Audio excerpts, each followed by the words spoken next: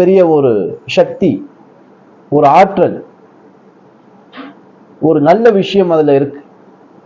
வக்ரம் நிவர்த்தி செய்யக்கூடிய இடம் எங்க இருக்கு இந்த வக்ரகாளி அம்மன் கோவில் அப்படின்னு பார்த்தோம் அப்படின்னா, திண்டிவனம் அங்கிருந்து கொஞ்சம் தூரத்துல திருவக்கரை.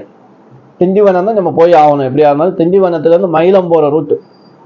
திருவக்கரை வக்ரகாளி அம்மன் கோயில்.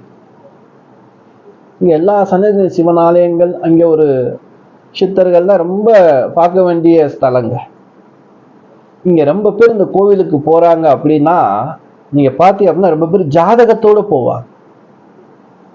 இந்த ஜாதகத்துக்கும் இந்த வக்ரகாளி அம்மனுக்கும் அப்படி என்னங்க தொடர்பு அப்படின்னு கேட்டீங்க அப்படின்னா இருக்கு.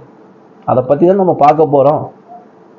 ஒரு ஜாதகத்துல எவ்வளவு பெரிய தோஷங்கள்